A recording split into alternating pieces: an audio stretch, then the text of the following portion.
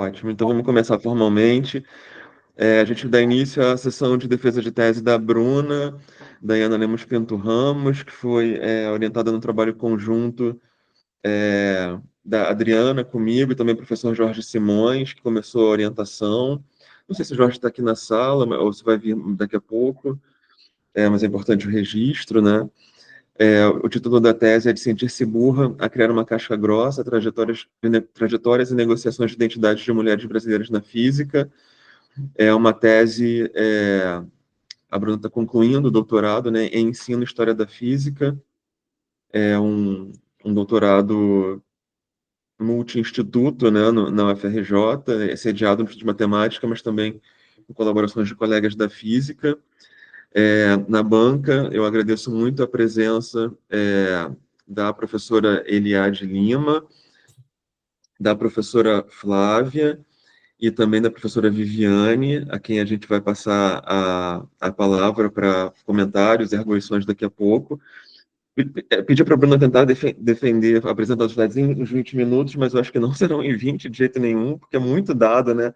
A tese ficou gigante, mas a gente combinou dela tentar, pelo menos, dar ênfase a coisas que não foram tratadas na dissertação. Mas ainda assim é muita coisa, né? Então vamos começar logo, porque a internet tem que dar certo, a energia e tudo mais. Então, Bruna, boa apresentação. Também vou fechar minha câmera aqui, mas estamos por aqui, por perto. E fique tranquila, viu? Esse monte de coisa acontecendo pode ter te dado um pouco nervosa, mas vai dar tudo certo. Fica bem. Tá bom, obrigada, Aguinaldo. Quero agradecer desde já a presença da banca, a presença dos colegas, do meu esposo, do meu filho, que estão assistindo também. Deixa eu só colocar aqui a minha janela. Bom, então, o Aguinaldo já me apresentou, né? O título da minha tese, então, é de Sentir-se burra a criar uma casca grossa, trajetórias e negociações de identidade de mulheres brasileiras na física. E como o Aguinaldo falou, esse trabalho inicialmente começou sendo orientado pelo professor Jorge Simões de Sá Martins, e depois trocou para o Aguinaldo, mas desde o início a Adriana ela foi minha co-orientadora. Bom, na tese, eu apresentei um pouco do meu histórico, né, da minha própria história, de como que eu cheguei nessa tese, e aqui eu não vou apresentar a minha história, né, eu já parto direto para o histórico das mulheres na física, e também tem um pouco a ver com a motivação para essa tese. As mulheres na física, elas são a minoria desde a entrada, desde o ingresso, né, cerca de 30% de alunas, e à medida que essas mulheres elas vão avançando na carreira, principalmente na carreira acadêmica, esse número vai diminuindo, né? Então, em professoras universitárias, elas caem para 20%. Bolsistas de produtividade em pesquisa do CNPq chega a 12%. E apesar de muitas pessoas terem a impressão de que, ao longo do tempo, esse número tem mudado, tem melhorado a presença das mulheres na física, né, o trabalho da Carolina Brito, a Débora Benezes e a Célia Antonioli, de 2022, elas fizeram um histórico dos últimos 20 anos, e esse trabalho mostrou que esse número ele tem permanecido constante. Então, é uma situação estrutural que vem se mantendo ao longo dos anos, né? E soma-se a isso outras questões também. A física só teve 5 mulheres ao longo de toda a história do Prêmio Nobel, que ganharam o Prêmio Nobel, e alguns trabalhos apontam algumas metáforas, principalmente para essa diminuição das mulheres ao longo do tempo na carreira científica, né? Na carreira no caso aqui na física, né, que seria o diagrama da tesoura, em que, enquanto os homens, o percentual de homens vai aumentando ao longo do tempo, o percentual de mulheres vai caindo, então forma um cruzamento ali de linhas, tem o vazamento, né, a metáfora do cano vazando, do teto de vidro e do labirinto de cristal, que seriam paredes invisíveis aí que vão atrapalhando a progressão dessa mulher ao longo da trajetória. Mas o título da minha tese traz a questão da identidade. E aí, por que eu resolvi estudar a identidade na questão das mulheres na física, né? Primeiro porque, assim como deu para quem leu a tese, né, e para quem conhece a minha história, algumas mulheres, elas acabam sendo expulsas da física por várias questões, né? Mas algumas conseguem permanecer e conseguem chegar, né, a posições, assim, de carreira acadêmica ou no ensino. Então, eu fiquei me questionando um pouco por que algumas mulheres acabam desistindo e outras conseguem permanecer, o que teria por trás disso, o que faria algumas conseguirem permanecer e outras não, né? Claro, dentro desse mesmo sistema, né, que todas elas se encontram.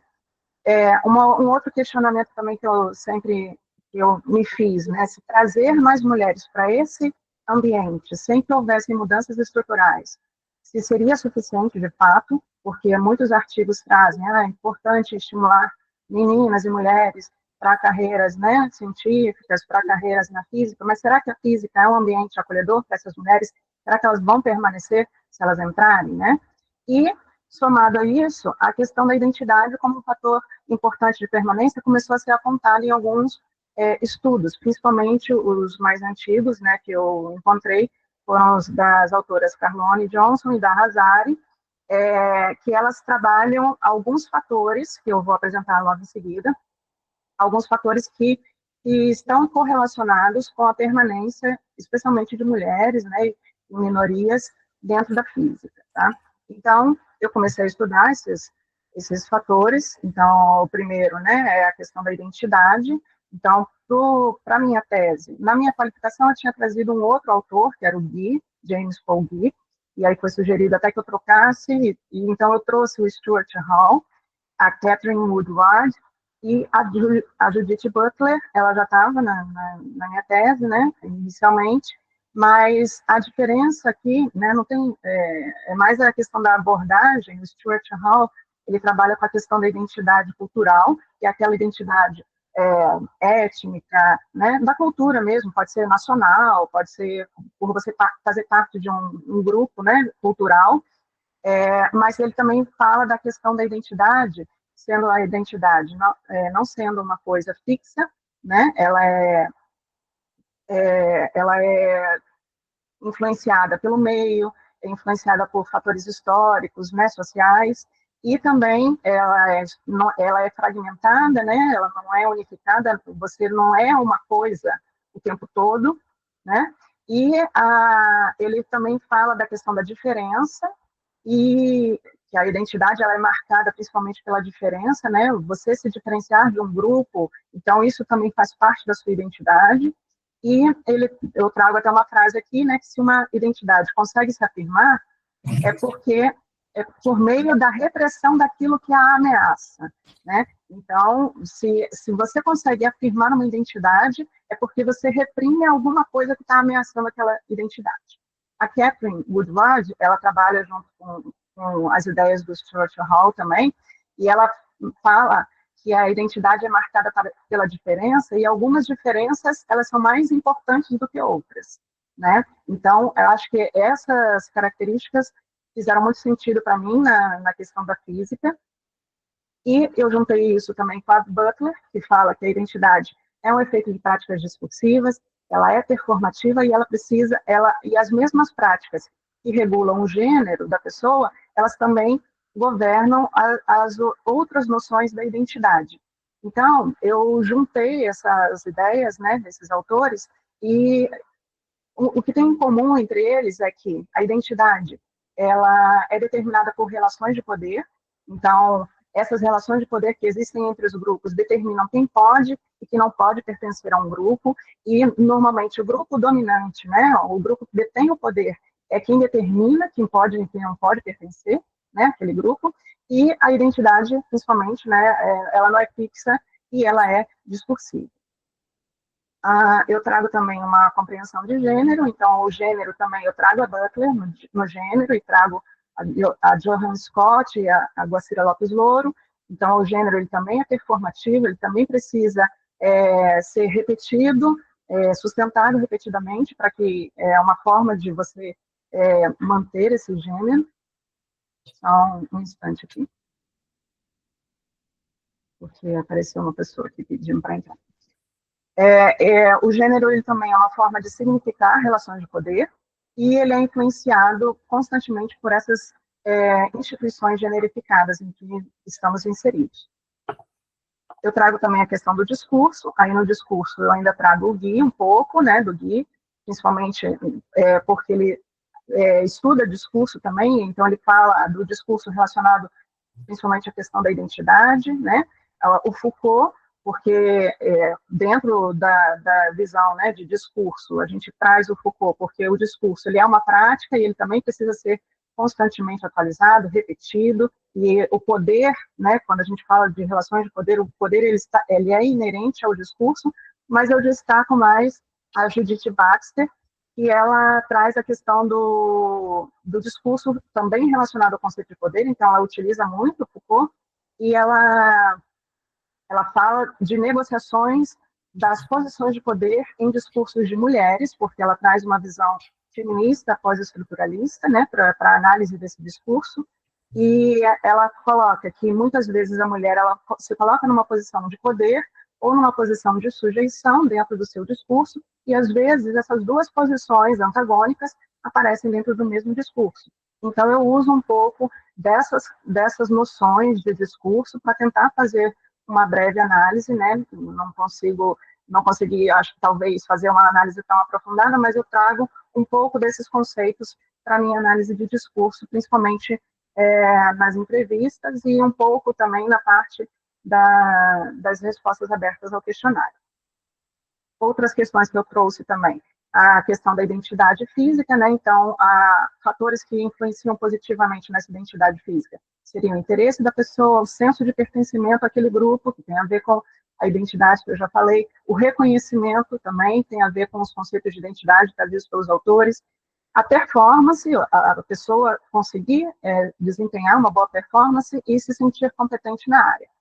E eu destaco como fatores que seriam influências negativas na formação dessa identidade, principalmente as microagressões, que são aquelas agressões mais sutis do dia a dia, né, que a gente ouve frases que em tons de brincadeira, e a ameaça de estereótipo, que é uma pessoa que faz parte de um grupo minoritário dentro de um ambiente, e ela sabe que existe um estereótipo em relação àquele grupo ao qual ela pertence, então o desempenho dela acaba sendo influenciado por isso. Eu também trago um pouquinho da interseccionalidade, porque não existe só um tipo de mulher, né? Somos muitas mulheres, cada uma de nós atravessada por diversas questões, outros marcadores sociais. Então, eu tenho mulheres pretas, pardas, não tenho mulheres indígenas, infelizmente, tenho mulheres de origem asiática, né? Que eu descrevo como amarelas porque eu usei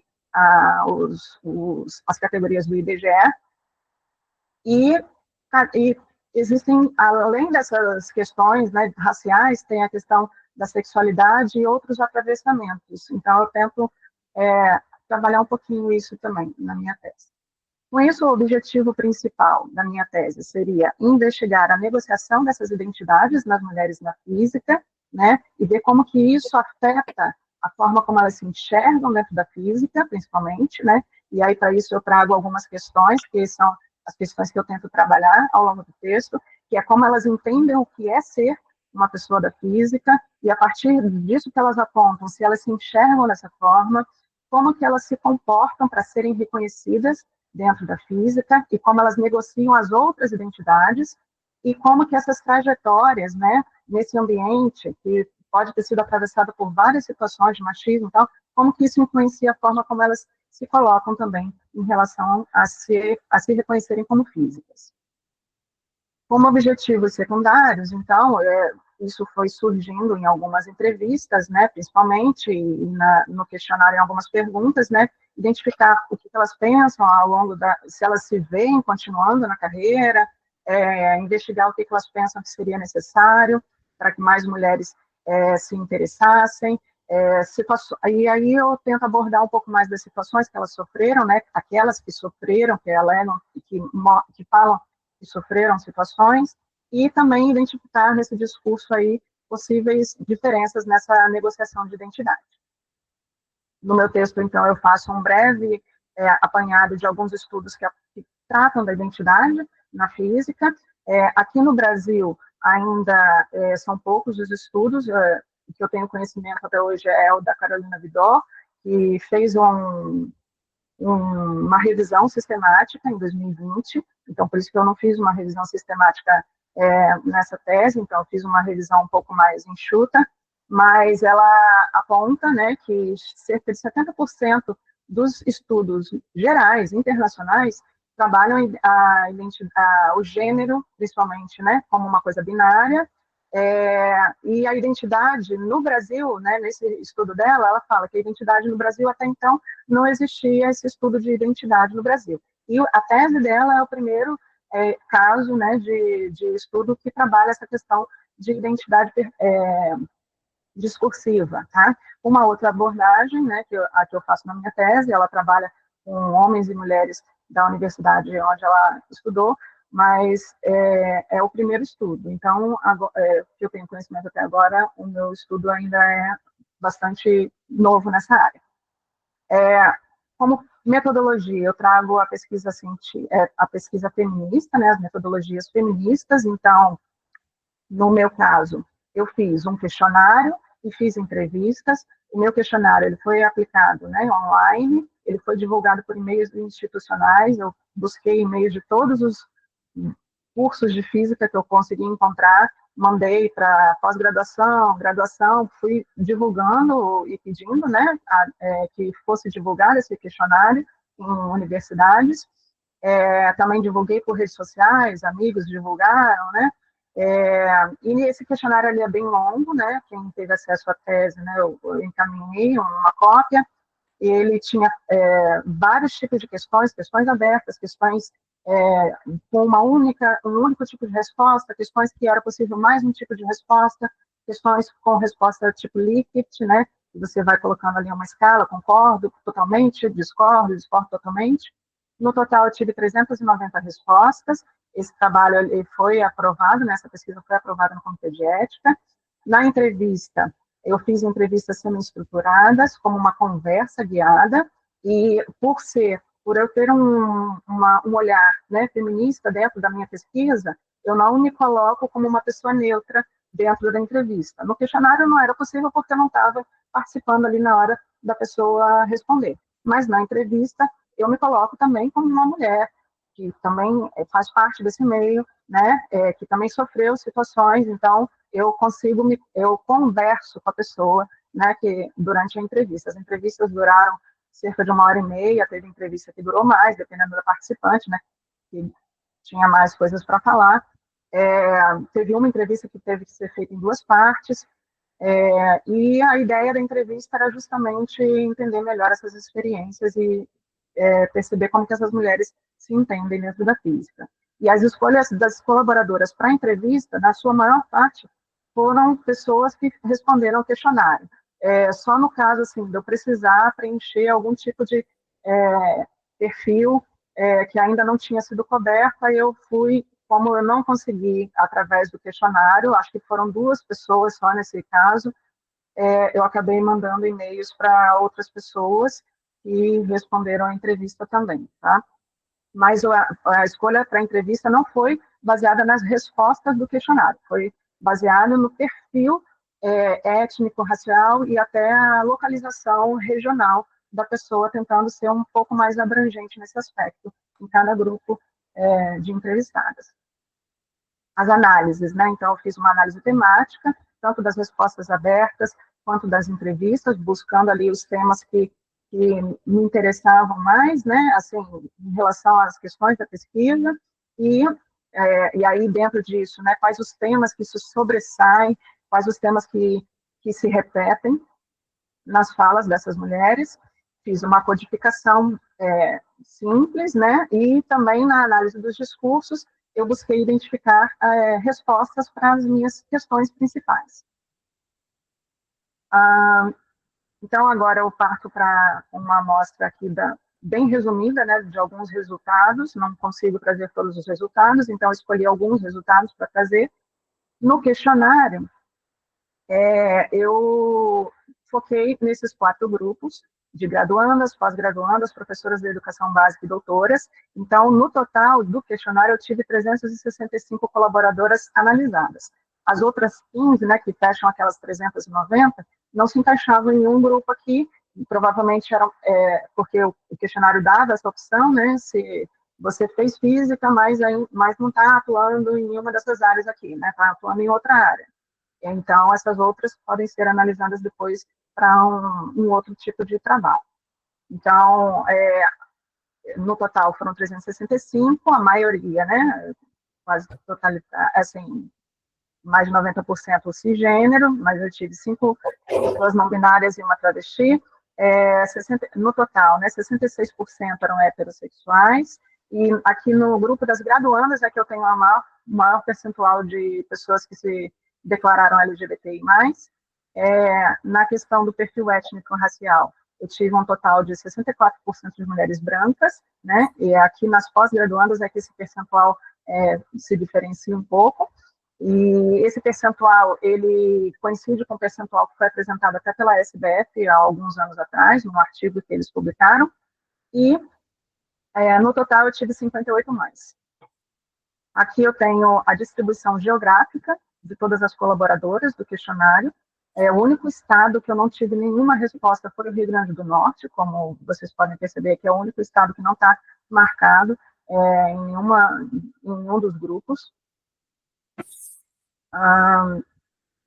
Aí eu venho para a análise das microagressões. Foi uma das perguntas que eu fiz no questionário e que eu decidi trazer aqui nessa apresentação, foi a análise das microagressões, que me chamou um pouco a atenção. Foram feitas 2 perguntas no questionário, e nessas perguntas a pessoa poderia marcar mais de uma opção. E as perguntas eram se você já presenciou algumas dessas microagressões, né, que eu vou apontar a seguir, e se você já sofreu alguma dessas microagressões. No presenciou, eu deixo claro que seria com alguma pessoa que não seja você. Então, a pessoa viu acontecendo com outra pessoa.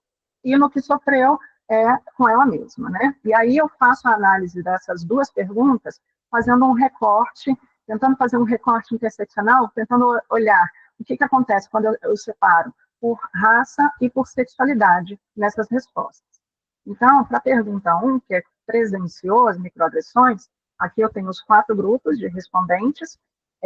Eu tenho aqui machismo, sempre na mesma ordem, tá? Machismo, homofobia, capacitismo, classismo, xenofobia, racismo, nunca, não desejo responder, ou outras respostas. E eu tenho para os 4 grupos, né, graduandas, pós-graduandas, professores de educação básica e doutoras. E aí o que dá para perceber é que no grupo de graduandas, nesse caso aqui, que é o recorte de raça, a coluna azul representa as mulheres brancas e a coluna vermelha representa as mulheres pretas, pardas e amarelas. Então, nas graduandas, as mulheres brancas, elas parecem presenciar mais, né? O percentual é sempre um pouco maior do que das mulheres pretas, pardas e amarelas, no quesito quando elas presenciam com outra pessoa. Já no grupo das pós-graduandas e no grupo de professoras de educação básica, isso já se inverte. Então, as mulheres pretas, pardas e amarelas, o percentual é um pouco maior. Nas doutoras, quando eu falo de machismo, as mulheres pretas, pardas e amarelas, o percentual acaba sendo maior, mas nas outras, as mulheres brancas, o percentual acaba sendo maior. Já quando eu vou para a segunda pergunta, que é se você sofreu, a gente vê que o número de respostas cai um pouquinho, o número de nunca aumenta um pouquinho, mas existe também uma tendência ali, né? Mulheres brancas, aqui nas graduandas, até que bem próximo o percentual, tá? Mas um pouquinho maior para as mulheres brancas, já a homofobia é maior em mulheres pretas. No caso de pós-graduandas, as mulheres pretas se destacam aqui, o percentual é sempre maior. Nas professoras de educação básica, o classismo, né, é maior entre mulheres pretas, e já o machismo acaba sendo um pouquinho maior para as mulheres brancas. Nas doutoras, o machismo é maior em mulheres pretas. Estou falando só de alguns, tá, gente? No caso do recorte por sexualidade, aí já não tem mais essa oscilação entre mulheres, entre um grupo e outro. O grupo azul aqui, a coluna azul, são as mulheres LGBT. Então, a gente pode perceber que em todos os quadrinhos, o percentual de quem presenciou, quando eu separo mulheres LGBT e mulheres heterossexuais, as mulheres LGBT, o percentual é sempre superior em todos os grupos, tanto aqui, né, nas que presenciaram, quanto aqui nas que sofreram. Então, a gente já percebe aí que mulheres LGBT acabam sofrendo mais, né, e percebendo mais essas microagressões. Então, daí a importância, novamente, da gente ter esse olhar interseccional também para essas mulheres. Aqui eu parto um pouco para a análise das respostas abertas. Então, eu analisei 3 respostas abertas na minha tese, 3 perguntas, né? Respostas a 3 perguntas. Primeira seria se você viu ou sofreu, né, alguma experiência negativa, que foi apresentada de várias formas no questionário, além dessa pergunta, né, das microagressões, tinha uma com frases ouvidas e tal. Então, logo no final, eu venho com essa pergunta. Caso você tenha visto ou sofrido alguma experiência negativa, como você se sentiu. A segunda é qual foi a sua reação. E a terceira, se essa mulher acredita que essas situações podem modificar a maneira como as mulheres se percebem dentro do curso e se isso ocorreu com elas, né? Se elas podem falar um pouco. Então, eu trago diversas respostas, mas aqui eu vou apresentar um pouco dos temas que surgiram, né? Dos tipos de respostas. Então, eu separei as respostas em 3 grandes temas. Para a primeira pergunta, como você se sentiu? Então, eu destaco os sentimentos aqui. Aqui eu tentei fazer mais ou menos no estilo de uma nuvem de palavras.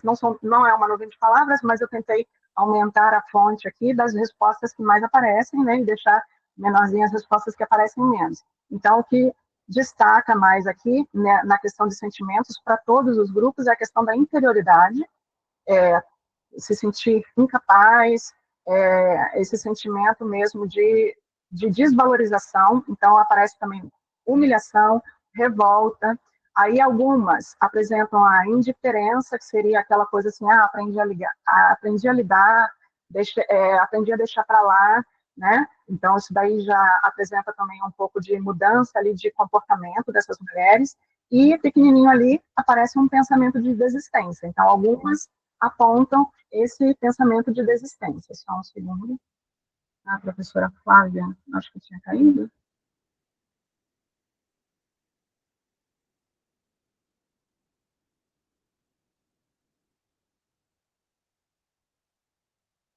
Voltando, então, nas reações, que é a segunda pergunta, né? Qual foi a sua reação ao vivenciar esse evento, né?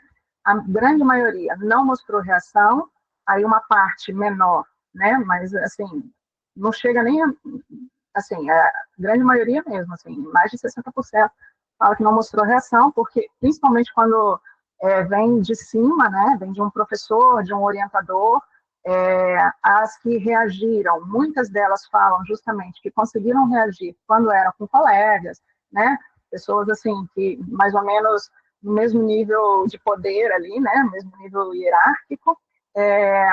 Um grupo menor fala ainda, né? Que aprendeu a lidar, então aprendeu a ignorar essas situações, meio que para sobreviver ali naquele meio. E o pensamento de desistência aparece aqui também, tá? E nas percepções, né, como que isso afeta a percepção, a autopercepção das mulheres, e se isso aconteceu com elas, o principal que aparece aqui é o impacto na confiança e autoestima, o pensamento de desistência ou de mudança de carreira, aqui já aparece um pouco mais forte. Muitas mulheres acreditam que isso pode sim influenciar na desistência, né, pode fazer com que a mulher desista ou queira mudar de área. O sentimento de a percepção de que não pertence àquele lugar, aqui a gente está falando de percepção, a performatividade aparece aqui com essa questão de tive que mudar o meu jeito de ser, tive que mudar a minha aparência, tive que mudar a minha forma de me vestir, a resiliência no sentido de, tentei ser mais forte, tentei fazer melhor para me mostrar suficiente, e servir de motivação também. Algumas aqui até colocam que isso me fez me sentir mais forte, ou me serviu de motivação para lutar, ou serviu de motivação para ser melhor. E aí, discussões gerais sobre essas respostas, né, em todos os grupos. de colaboradoras, o machismo e o sexismo sempre foi percebido pela maior parte das mulheres, variando de 60% até 100%, dependendo do recorte que eu fazia. Então, quando eu fiz o recorte de mulheres LGBT, aí tinha um momento que 100% delas responderam que tinham sofrido, né, ou percebido machismo e sexismo dentro da física. Nas respostas tipo Likert, que eu não trouxe aqui nessa apresentação, eu tinha uma frase, né, que foi colocada meio que para perceber mesmo o estereótipo de gênero das mulheres, que era: meninas são esforçadas e meninos são brilhantes. Grande parte das mulheres responderam que não concordam com essa frase. Algumas concordam, inclusive, né? No questionário aparece que algumas concordam com essa frase, mas a maioria não concorda. Porém, ao longo das respostas, você percebe, principalmente depois, né, mais para frente, na questão das entrevistas, você percebe como que esse estereótipo ainda está no subconsciente das mulheres, porque elas não se definem como brilhantes ou como inteligentes. Elas se definem como esforçadas. Isso aparece também em algumas respostas abertas. Eu tive que me esforçar muito, né? Então, a questão do esforço associado a mulheres e da inteligência associada a homens. Isso algumas filósofas que estudam a ciência, né? Filósofas feministas que estudam a ciência, como a Londa Schillinger, a Fox Keller, elas trazem isso. Existem mulheres que, de certa forma, aceitam esse padrão da física e acreditam que, para atingir o sucesso, basta o esforço pessoal, não que o esforço pessoal não seja necessário, mas elas não questionam aquele ambiente, né? Elas acham que é assim mesmo, né? Isso dá para perceber pelo tipo de resposta, tá, gente? E, como recurso para serem reconhecidas como físicas, muitas se utilizam de tentar ser melhor possível, para tentar pertencer àquele lugar. Agora eu trago um pouco das análises das entrevistas. Nas entrevistas, eu trago só 3 grupos, que é o de graduandas, pós-graduandas e doutoras. Eu não trouxe o de professoras da educação básica, porque eu achei que, pelo tipo de resposta que eu tive nas entrevistas, eu fiz as entrevistas, eu precisaria de um esforço, assim, de um aprofundamento maior sobre a identidade de professora e da questão de hierarquia que existe na física entre física teórica, física experimental e licenciatura. Tá? Existe essa hierarquia na física, de que os físicos teóricos se acham superiores aos físicos experimentais, e todos esses se acham superiores a quem faz licenciatura e quem é professor. Então, eu achei que isso cabia um estudo um pouco mais aprofundado, e além do que a tese já estava bem extensa, então eu achei melhor destacar esse grupo para uma análise posterior que vai ser feita, e vai ter um trabalho dedicado só a esse grupo. Mas aqui, então, eu trago os outros 3 grupos. Da graduação, nas entrevistas, eu usei nomes, né, de mulheres da física, mas de outros países, sempre relacionados ao perfil étnico da mulher que estava respondendo, né, mas são nomes fictícios, né, mas são nomes de outras mulheres da física. Então, aqui eu tenho 5 mulheres da graduação que foram entrevistadas, o perfil delas, e eu vou apresentar só umas discussões gerais, né? No caso das graduandas, o que fica um pouco mais evidente a respeito de quando a gente olha para todas as entrevistas, é que elas ressaltam muitas características masculinas ao descrever uma pessoa que faz física, e elas destacam, né, que são pessoas individualistas, pessoas extremamente dedicadas e inteligentes.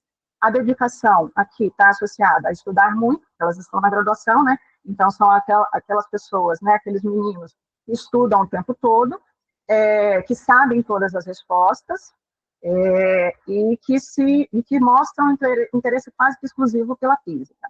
O modelo de inteligência que elas apresentam é um modelo associado ao masculino, porque elas sempre indicam um colega homem como exemplo de inteligente, e elas se associam como esforçadas. Elas se identificam, né? Elas falam assim: não, eu não sou inteligente, eu sou muito esforçada. Eu consigo tirar notas boas e consigo tirar nota melhor do que os meninos, muitas vezes, né? Porque muitas delas têm isso, porque eu sou esforçada.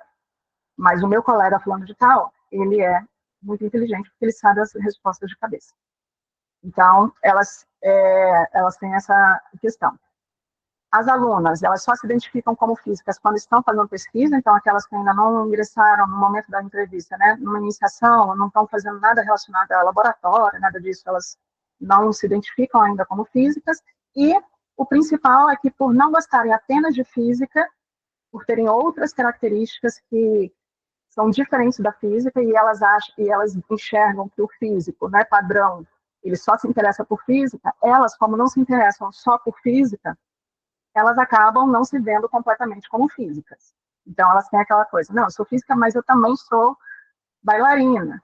Eu sou física, mas eu não gosto tanto, eu não gosto só de pensar em física, então fica aquela negociação. Por não se identificarem totalmente com esse perfil, né, de quem só gosta de física. No caso das mulheres da pós-graduação, eu também tive 5. Aqui, vou já partir para as discussões gerais, né?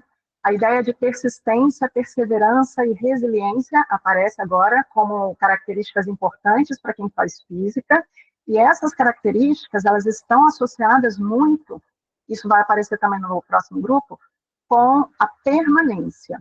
Então, a perseverança, a resiliência, a persistência para conseguir permanecer nesse ambiente. Tanto pelo fato delas considerarem que a carreira científica no Brasil é muito difícil, quanto também para conseguirem lidar com as diversas dificuldades por serem mulher. Então, aqui as características elas são muito associadas a essa conseguir permanecer na física. Algumas pós-graduandas, elas oscilam em questão da confiança, principalmente aquelas que sofreram mais, aquelas que tiveram mais situações de machismo. Teve uma que foi chamada de burra por ela fala que foi um colaborador da pesquisa. Então, essas que sofreram situações mais evidentes, né, uma que era mãe, que sofreu várias situações ao longo da maternidade, nunca conseguiu apoio. Então, essas elas se distanciam mais dessa identificação, e também elas acabam apresentando o que elas mesmas identificam como síndrome da impostora. Aqui eu destaco, né, Mai é uma das pós-graduandas que ela se considera, ela é a única que se considera inteligente, ela consegue assumir esse papel de inteligente para ela, mas ela não tem a identidade física muito bem formada. Nela é a identidade de professora, porque ela saiu da licenciatura, trabalhou como professora durante alguns anos e só depois ela ingressou na pós-graduação. A Dona, ela seguiu a carreira, né, assim, o convencional da física, fez graduação, mestrado e estava no final do doutorado. Ela é muito inteligente, mas ela não se identifica com esse papel.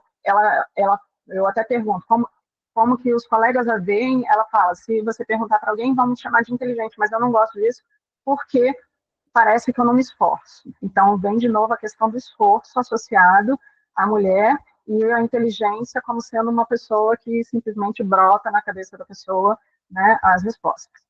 E aí, então, essas duas, elas apresentam até uma autoconfiança maior do que as outras, porque elas não reconhecem muito as dificuldades que elas tiveram. Elas até apresentaram algumas situações que elas sofreram, mas isso parece que não formou nela, assim, não afetou a autoimagem delas em algum sentido, e elas também não parecem se diferenciar muito dos homens.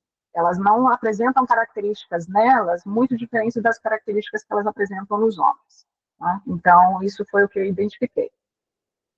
E ainda as outras, né, que apresentam um pouco mais de dificuldade nessa autoconfiança, elas apresentam algumas questões, né? No caso da Maria, ela faz uma diferenciação bem importante, né, sobre, na verdade, ela rejeita essa diferenciação que existe entre bacharel e licenciado, porque ela vem da licenciatura e ela está no doutorado, então acho que ela já sofreu por isso, então isso também me deu, né, uma questão de que eu preciso avaliar essas questões um pouco mais aprofundadas depois. A Valerie e a Andrea, elas são as que mais se diferenciam do perfil que elas descrevem como físico, então elas rejeitam mesmo, elas falam assim, a Andrea principalmente, ela fala que ela não se identifica como físico daquele jeito que os físicos são, né? Então elas negociam essa identidade também por não se encaixarem nesse padrão.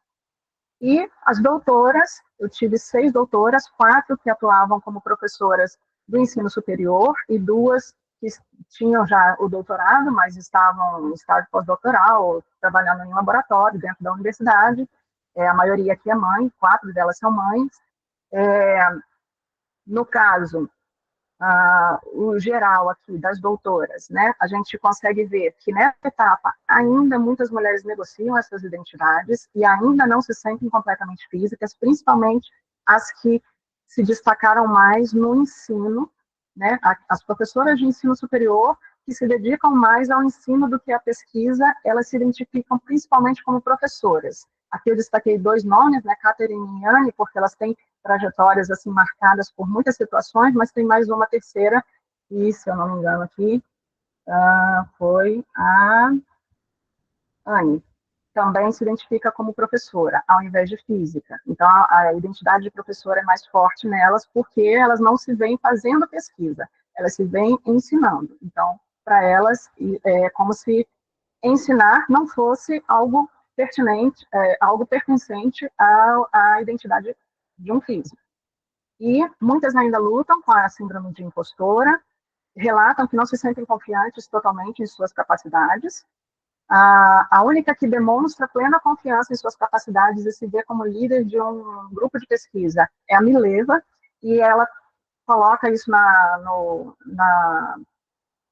no discurso dela, de que ela teve sorte, porque ela, ao longo da trajetória dela, ela teve bons professores, ela participou de um bom grupo de pesquisa, bons orientadores que apoiavam, as pessoas do grupo de pesquisa colaboravam com ela. Então, isso mostra, esse relato dela mostra como que essa cultura de colaboração, né, ao invés do individualismo, que muitas destacam, como que essa cultura de colaboração e a presença de mais mulheres num grupo de pesquisa fortalece essa identidade. As doutoras, elas também destacam características de persistência, dedicação, resiliência e individualismo nos físicos. O individualismo, essa cultura individualista, sempre aparece como negativa e as mulheres não se identificam com essa característica, né?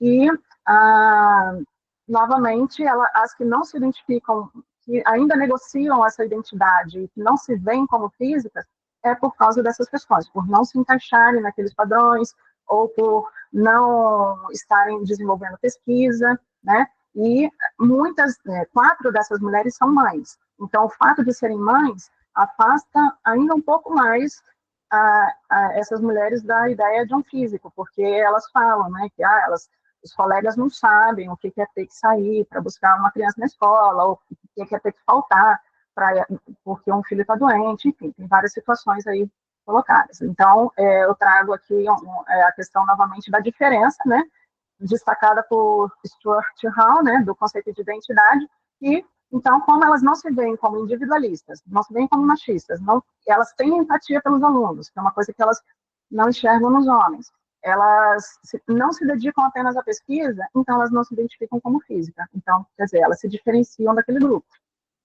E aí, partindo já para as considerações finais, as principais características, como eu falei, persistência, resiliência e individualismo, o individualismo sendo negativo e a persistência e resiliência meio que para conseguir sobreviver. As mulheres não se veem como individualistas. Que mais? O impacto dos estereótipos, né, que eu mostrei, apesar de elas não concordarem com aquela frase, a maioria delas apresenta isso dentro do discurso. Essa visão de esforçada impacta na autoconfiança, porque se eu sou só esforçada, não sou inteligente, né? Então, talvez eu não seja tão capaz assim de desenvolver uma boa pesquisa, ou de fazer um bom trabalho. Enfim, todas as participantes da entrevista, incluindo aquelas que disseram até que não sofreram nada, e cerca de 80% das mulheres que responderam ao questionário presenciaram ou sofreram microagressões, e esses comportamentos, essas microagressões parecem ser normalizadas dentro da física, né, porque foram frequentes respostas assim, de que elas não podiam fazer nada, porque senão seriam chamadas de histéricas ou chatas, e algumas até não eram capazes de identificar que aquilo que elas estavam relatando era uma situação de microagressão. Então, isso é é normalizado não só no ambiente pelos homens, mas muitas vezes pelas mulheres também. Na questão da performatividade, muitas mulheres relatam que mudaram sua forma de ser, não é muito na questão física, aparência, algumas no questionário relataram a questão da aparência, mas nas entrevistas ficou mais evidente que era o comportamento, deixaram de ser dóceis, elas usavam essas palavras, eu era dócil, eu era boazinha, hoje em dia não. Então, isso mudou, essa questão da performatividade, né, para se manter ali naquele ambiente, e sobre o reconhecimento e formação da identidade, para a maioria delas, das mulheres entrevistadas, se identificar como física está relacionada a estar na pesquisa, elas apresentam ainda muitas negociações e acabam não se sentindo completamente físicas por terem esses outros interesses, né, e por verem os físicos como só focados na física, e essas negociações aparecem ainda mais fortes naquelas que vivenciaram mais situações, né? Por exemplo, as que gostam de socializar mais, as que se diferenciam mais do grupo, né? As que são mães. Então, é urgente que se iniciem, se reforcem esses debates dentro do ambiente da física, para que essa hostilidade normalizada contra as mulheres e outras minorias diminua, né? E a gente consiga ter uma cultura mais inclusiva dentro da física. E, como perspectivas futuras, esses relatos, eles mostram que, apesar da física ser descrita, né, muitas vezes como uma ciência neutra, ela tem muitas barreiras sociais e culturais que precisam ser questionadas e transformadas.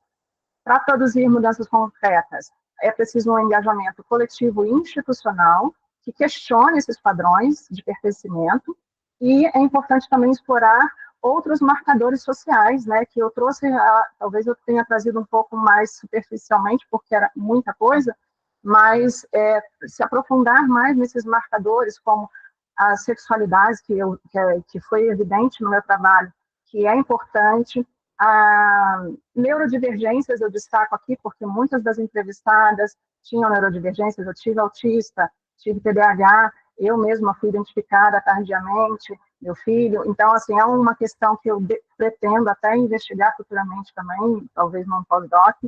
E, além dessa questão da identidade de professor em relação à identidade de físico, que é o que eu destaquei também, que precisa de um aprofundamento maior por causa dessa hierarquia que existe na física, que é muito forte. E aí eu trago aqui como finalização, né, a frase da Butler, que o problema não é saber como incluir mais pessoas nas normas existentes, mas sim considerar como essas normas existentes atribuem reconhecimento de forma diferenciada, que é o que Stuart Hall e a Butler mesmo têm falado há tanto tempo e que eu consegui identificar no meu trabalho, né? Que tentar trazer mais mulheres para a física do jeito que ela está, talvez não seja o suficiente. A gente tem que questionar essas normas e essa cultura da física. Então, mais uma vez, obrigada. Aqui está a foto da minha trajetória ao longo desses anos. E desculpa por ter passado um pouquinho do tempo. Obrigado, Bruna. Parabéns pela apresentação. A gente não combinou